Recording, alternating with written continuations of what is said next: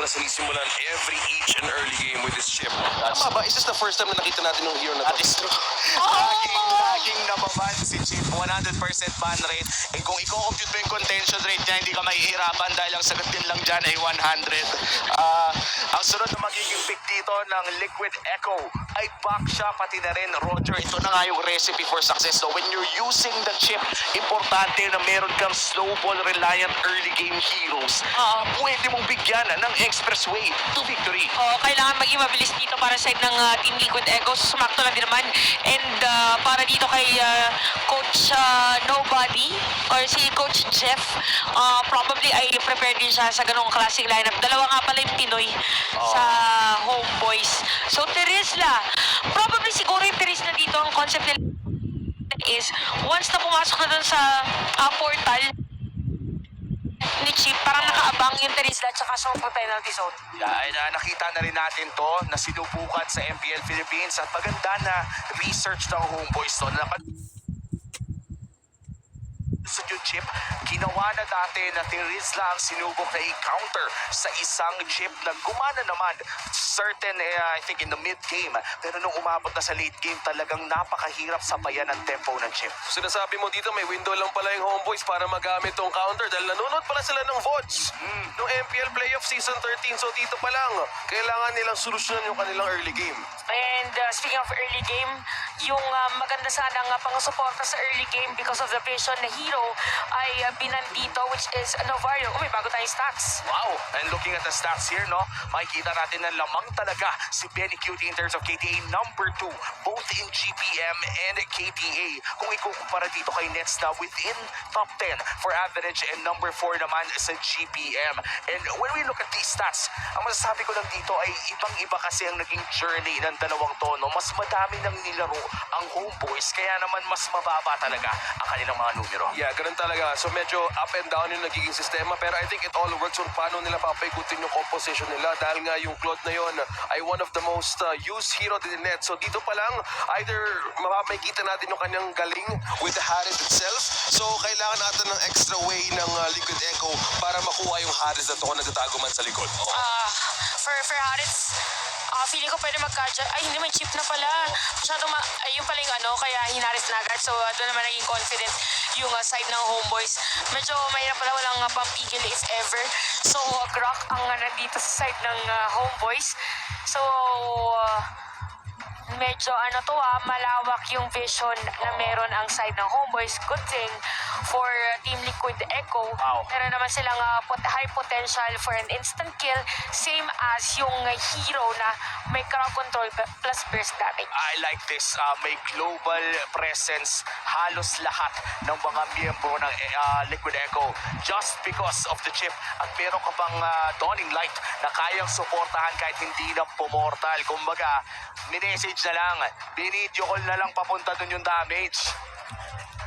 Doon lang pala yung tagus no? FaceTime pala if ever, no? Dediretso sila. So, ito last hero para side ng Homeboys.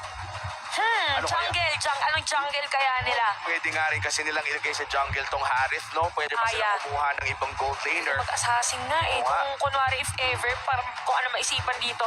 Leo Mord! Wow, okay. Bahala na. Kastan kaming tatlo. Hastan kami tatlo, bahala na. Basta, para sa mga nanonood nating mga kababayan dyan, ito na ang huling laro sa group stage ng Liquid Echo. Nakapasok naman na, pero bakit hindi gugustuhin na pumasok na undefeated? Malalaman na natin kung makakaisa ba ang Homeboys. Punta na tayo sa ating mga casters, si Igan and Manjin. Kayo na to. Nakakastan nga naman talaga yung draft pa lang dahil ang daming bagong nilabas for the last game between Homeboys and of course the Filipino Pride Team Liquid Echo na currently first ngayon sa kanilang respective groups. Pero of course Homeboys, hindi rin naman yan magpapatalo. Meron niyang pride na dinadala and they wanna bring back their momentum as they approach the knockout stages for MSC 2024. Finally, ay nakakita tayo ng dalawang hero na hindi pa natin natutunghayan. At itong dalawang hero na to, Ingan, ito yung mga in-update. Ito yung mga heroes na marami nagsabi na baka pwede makapasok na sa mga rank games. Baka pwede na makapasok sa mga tournament games at iba ipapakita nga yan ng Liquid Echo at Homeboys. Ang Liquid, pinili nila itong Savior. Huling kita natin ang Savior bandang 2022 pa yan. Tagal na. Actually, may maraming amateur tournaments, mga grassroots tournaments na recently lumalabas nga ulit yung Savior. Kasi again, Sa MTL, uso yan. oo, mas lalo na si Midwin. Even before yan i-buff ginagamit niya na yan. Kasi Oo. isa na din yung mga reason ba't okay siya ngayon is cause yung passive niya na pag tumatama yung mga skills niya, mas bumababa kasi yung cooldown ng ulti. At oo, at syempre mga mage cut, ginagamit ng matitindi yan. Kasi naman, bumababa cooldown ng ulti, mabilis mong boom! Yung ultimate mo. At sa kabila naman, si GB, sabi niya, kalma lang kayo meron akong Leo More. Oh, teka lang! Nahuli si Spicy Kage! Kasalanan mo na naman, JB, 1-0! Nanahimik lang naman dun si Spicy Kage. Papa level 3 lang naman dun si Udel, pero si JP naman talaga napaka-agresibo. Sinunod pa nga doon. Pero si Carl Tizzy, At yun lang, medyo umiinit lang si Carlito. Napakamutulo lang saglit si Carlito. warm up lang. Nag-warm up lang. Tama. Pero alam mo yung Leopard babalik tayo, binago rin to, di ba? Alam ko, ingat, nagkaroon din ng changes. Kaya naman sabi dito ng Homeboys, pwede naman namin gamitin. And I like the fast-paced action na gustong ibigay ng Homeboys dito, basing on the lineup na meron sila. Ang problema ko lang siguro dito, Ingan, ito ba yung tunay na pangsagot sa global presence na meron ang Liquid Echo? Kasi ang taas din ang sustain nila eh.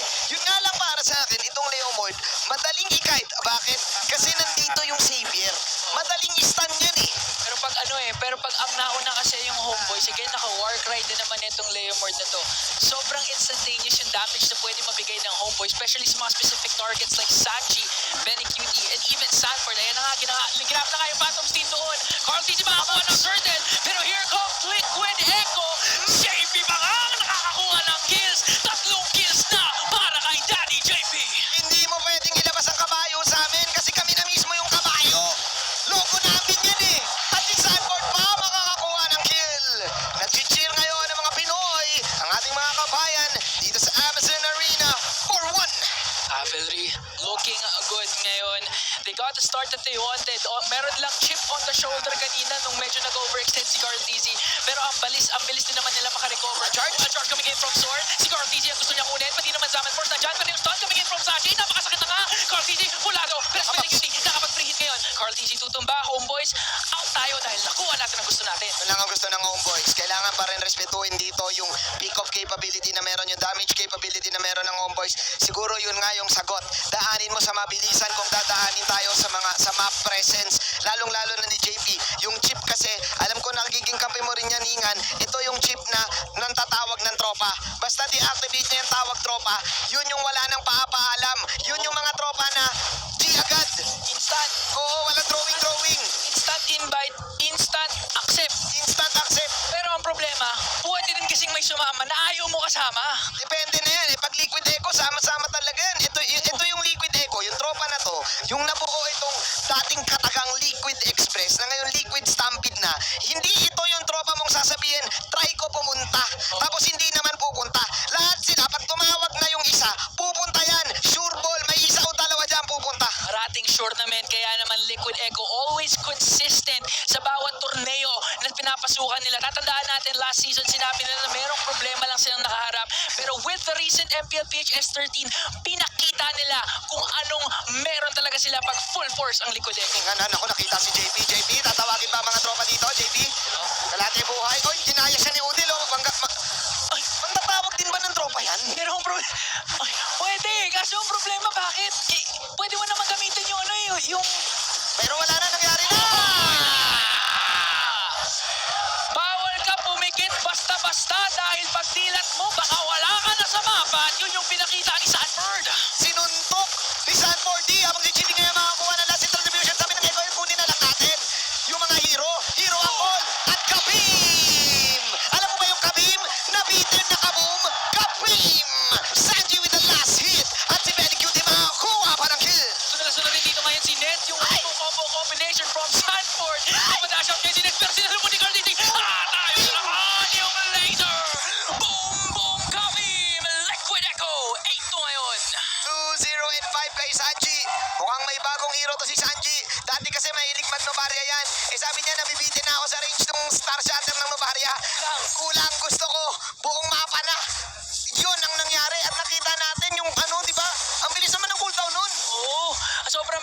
nga tumatama yung mga combinations. Bawat kasi yun ang first skill, second skill, parating merong nasa stun, parating merong nasa slow. And Sanji, pulatong pula, talagang accurate yung mga ano niya eh. Ibig sabihin mo, nun yan may reset cooldown? Oo, bumababa siya ba yung nakalimutan ko ba ilang seconds? Basta parang 30 yata, malaki. Kaya sinasabi nilang spammable ngayon. Etong ulti ni Sanji na to, ning light, and at the same time, crucial pick up for Benny Cutira. Ibig sabihin, matapang yung feeling ni Benny Cutie ngayon. Kumuha siya ng Sky Piercer with this Roger. Oh, ganun siya kata. Actually, matagal niya rin, kumbaga, nung nagkaroon na ng bagong item, yan na yung Prayo build. Oh, ayan na! Tinawag na tropa. Ano tayo pupunta-punta talaga? Team! Tinamaan na naman ang mga kumunan ng Homa Boys. At nag-cheer na lahat ng tao sa Eastwood. Mukhang mapapagawi yan. Kung nakita mo yung lower right skin kanina lamang, nakikita natin si Carl Tizzy. Nakangiti na. Confident ngayon ang Liquid Echo with all the plays that they are making. JP, very crucial yung role niya with this chip. Alam na natin yung rason bakit parati biniban, pero pinapakita ulit ni JP bakit nga ba. Yung pagkasa niya kanina ng ultimate niya, sama-sama lahat ng Liquid Echo. Nagulat yung Homeboys na kahit meron silang mga pang disengage sana like the wild charge or the penalty zone, ginamit nila pero wa-effect sa Liquid Echo. Katon HD na naman si Carl TZ. Nakakailang Katon HD na yan eh. At marami na naman mag-edit sa TikTok niyan. Nahuling-huli ka, Carl TZ. Lalo-lalo na yung mga magagaling mag-lip read. Pero alam na ni Carlito yan. Alam mo naman si Carlito pag na-bad beats na eh. Di ba? Sabi nga nila, natalo kayo sa CFU. Oo nga, natalo nga sila sa CFU eh. Eh ngayon, nananalo sila dito sa MSC. Yun naman kasi talaga yung priority nila ngayon. Katulad ng priority nila magpatay kay Nets. Tapo Pilipino, man down for Homeboys. And now si Zorn, iniipit ngayon ng Liquid Echo. They need to go. Pero tignan mo yun, no? TP out lang naman. Etong si ano? Yung nagkaiwanan. Iniwan si Si Sanji. Napaisip si Sanford. Inuman ko ba? Iniwan na si Sanji. Kanina magkasama lang sa breakfast yan. Pero kasama pala sa plano. May mga naiiwan pa rin naman dito. Kapag liutil, akala ko talaga hindi na babalikan ng Liquid Echo. Pero yun pala yung psycho play na ginagawa ng Cavalry ngayon. Good heads up play for them. 26k laban sa 20k lead ng Homeboys ngayon. So, clearly dominating. And again, 2 turtles na ang nakuha ng Liquid Echo. And in 55 seconds, dito na natin makikita yung talagang strength ng Echo, yung talagang laban. Kasi alam natin, they've been using the Lord always as a trap. Alam mo naman, Ingan, kapag i-explain ko sa'yo dito, yung mga galawan ng Echo na madalas na natin napapanood, minsan yung first Lord na yan, minsan pang-bait lang nila yan. Tama yung sinabi mo, Ingan. Ayos ba yun? Tama. Ako na si Mr. Analyst eh. Tama. Kumbaga, ang gagawin lang nila dito sa 30 seconds na to, kunyari maglo-lord sila, ang tawag dyan fake lord. Tapos ang gagawin nila dyan, mag-hero sila. Tama. So, kumbaga, yung call, kahit natin yung Lord, kunyari, inaano lang natin yan. Inaano lang. Ano, inaano lang. Basta sinachane. Basta chinachane. Tapos pag merong nag-overextend sa kalaban, hero. Yun ang magiging call. Ganun yung call, ganun yung tatlong beses uulitin. Kailangan kasi tatlo yung target nila eh. Oh, hero. Magaganas. Si JV tsaka si Odell yung target. Ayun nga, yung mga malalampochi. Ay, pero si San 40, maulit! San 40, grabe ang dami pinito ni San 40! Pero wala na silang dash dito. Tignan natin, tinawag ito pa! Dahil po yung Liquid Echo, pumasok na nga si Odell ang unang tutumba. Net, wala ka na rin mapupuntahan ngayon dahil si Sebat. JV, sword na lamang ang natitira. JV lumalayo ngayon, Sebat pati na rin. Pero nakon Benny Cutie, kumakalmot. Hinahabol naman talaga lahat. Pero parang tutumba siya sa kamay. Doon ni JV. Pero maggaganti naman siya dito ng Liquid Echo. Sanji, mahabol ba nila remaining members ng Homeboys? Hindi na. Pero sila ngayon ang makakakuha ng kalamangan. Hindi tumama yung Kamehameha, 15-6. May Lord na nga. Nahuli kasi si San 40 doon. Napakagandang rotation na nagmumula sa Homeboys. Alam ng Homeboys na ang gagawin ni San 40 doon sa bandang kabila, magi-clear wave. Kaya napanood na ni Nets yan. Sabi ni Nets, marami na akong napanood ng mga pods eh. Nanonood ako ng stream nyo eh. Lalo na si Coach Jeff. Lagi nanonood ng mga content yan. Sabi niya, magi-clear to. Kaya ang gagawin natin, babanatan natin dito para hindi sila makapagsimula ng Lord. Ang problema lang, na-counterbalance sila ng Liquid Echo. Kasi yung epekto ni JB with the chip, again, ang perfect sana talaga yung play na ginawa ng Homeboys pag walang global presence sana yung Liquid Echo. Oo nga. So ang problema, the shortcut is there. Ay, oo nga. May shortcut. Mayroon kasing yung Y-Walk, ultimate. Si Kuya JP. Si JP na naman ang may kasalanan. Hindi tuloy nangyari yung plano ng Homeboys. Si Odell meron din siyang ulti dito ng isang chip. Pwede gamitin, pwede Homeboys habang hinahawakan ngayon ng Carl Dizzy. Ni Carl Dizzy ang unang Lord Ito pa naman. lang to, di ba? Ito, tama ba tayo dito? Ingan, mag-hero. Pero kasi pag makukuha na yung Lord na to ata eh. Pero parang hero muna dahil Sanford Hero nga! Pero ang gusto nilang kunin dito, Phantom Seed, ginamit na nga Sanji, pati na rin Dawning Light, Sword, na-stun doon, si Carl Dizzy, sino papagdahin niya, pinapagdayon ngayon si Nets, proper targeting for Liquid Echo, pero nakabawi, Summon Force na doon, Carl Dizzy gonna fall down, pero here comes Liquid Echo, very cutie, kinakalmot na kaya ba? Tama din naman, Shepard ang kanyang next target, my God, bounce tuto ba, Sanford, hindi na rin talaga tinigilan doon, Jimmy, tatlong nawala sa Homeboys, and Liquid Echo, make it 4, dahil double kill for Sanji. Si Udin na lang maiwan dito. Pasok ni Sanford at ito na. Baby Cutie. Kumakalmot lang. 5 kamote. Saan ka makakakita ng kabayong kumakalmot? Ganyan kalakas yung cavalry ngayon. Hindi na nga nila kinakailangan si Cortese para makuha yung Lord dahil 5 kamote nga yung Homeboys. Lahat sila wala ngayon. At syempre, sabi ni Carlito, kailangan kasama ako sa replay. Kunin ko na to, Lord. Sayang eh. Pero nilasit pa rin ni Sanford. Hindi siya kasama sa replay eh. Tingnan mo, nag-instant replay. Wala si Carl Dizzy. Sino lang yun nandyan? Si Benny Cutie, si Sanford, si Sanji lang. Na late sa party si Carlito. Sa party, sana man lang Sanford binigay mo na kay Carl Dizzy para pagdating sa mga stats. Isa si Carl Dizzy sa mga nakakasecure talaga ng ng Lord of the Lord, sayang naman, Bordy. Isang point din yun. Bordy, di mo naman sinama sa replay. Alam mo naman ba yung mga writer natin, pag nagsusulat yan, si Carl Dizzy binibida eh. Sayang naman, Bordy. Sabi kasi ni Bordy, ako naman ibida nyo. Lagi na si Carlito eh. Nakatupay na si Bibinek. Oo nga naman. Ako yung sulatan nyo ng write up. Mathematician ako, di ba? Interview nyo nga ako eh. Di ba? Yun yung nangyari eh. Okay lang.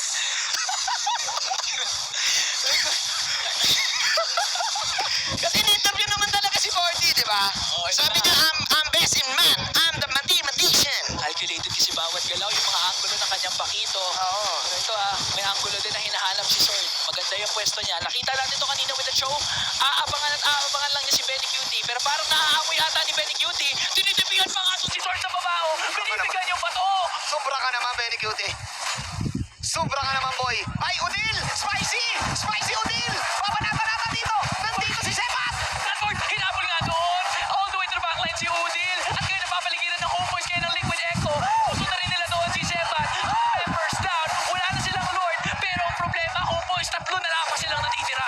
Alam mo, hindi na kasi mature ni Mima yung ko. Kasi rebranded na eh. Kumbaga, liquid. Kaso ipapaalam pa kasi nila yun sa mga bossing. Kaya let's go, liquid. Ang sigaw ngayon ng mga taga-Eastwood at buong Pilipinas. Kasi nga babasagin na nila yung baba. Let's go, Liquid! Let's go! Kinakailangan pa nga ng approval pero isang sigurado ngayon, Liquid Echo. Inuubos na nga ang base ng Homeboys. Isa na lang mga natitira sa gitna pero they are gonna do this by the book. Gonna respect pa rin Homeboys. Okay. Nakikita ko na ang mga chat sa GC. Ano yan? Nakikita ko na ang chat ng mga manager nila. Ipopost na to. Nako, gagawin na naman yung poster dito. Gagawin na naman yung poster na Eugene. Gagawin na naman yung poster. Maggagawa na naman ng Echo top 1 secured. Ay, nako, may bagong idea na naman sila nakuha. Ready na nga talaga. Oo, kasi naka-ready na, nakaplano na lahat yan eh. Nakaplano na yan, men. Isang pindot na lamang. Isang pindot na lang, ipopost na yan, Bobby. Napanood na ng mga social media manager. Homeboys ba naman kalaban nila? Eh, yung Homeboys ang pinakamatikas na team sa Shamalay. Yung tikas yan, iba eh. Kaya nga kailangan pa rin talaga respetuhin ng Liquid Echo. Yung comeback potential ng Homeboys, again, this is still Sword paired up with the gold standard gold laner na si Nets na kapwa Pilipino natin. Hirap si Nets dito, pare. Tingnan mo yung score niya. Hirapan. 253. 255 Nets. Kasi naman eh, Bobby, napakagandang counter nung Xavier. Isipin mo mabuti, maglalagay ka ng Zaman Force, eh di saan ba isushoot ni Sanji yung mga projectile niya? Doon mismo sa Zaman Force. O, kung baga kahit nandyan si Nets sa kanyang Zaman first, nasa stun naman siya, so hindi rin siya nakakapag-dash. Pero si Sanford, mathematician na. Banda mathematician. Kinakalkulitan niya kung paano siya gagalaw. Oh, mathematician walking down the street. Ay, si Dumito! Dalawa na wala kayo sa Homeboys. Liquid Echo, hindi na nga daw mag-lure dahil gusto nila wipe out. Tinamaan si Sorto ng Dawning Line. Pero tinapos si Benny Cutie with the final blow. Siya ba talaga naman pinag-free hit? Kalmot. Immortality is there. Pero hindi mo makayanin ang kalmot ni Benny Cutie.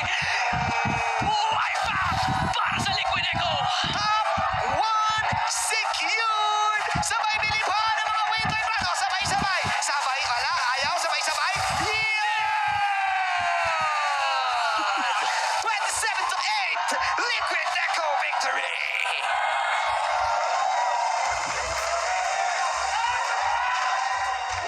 crowd is real at top 1 secured para sa Liquid Echo. At kitang-kita ang saya sa mukha ng ating mga manlalaro. Paano pa kaya yung mga fans? Ay, masaya din pala sila. So this is sabi niya, wake up call. Joke lang. Jokes aside, para dito kay, or para sa ating dalawang kuponan, magandang laban ang kanilang pinakita ngayong araw. Lalo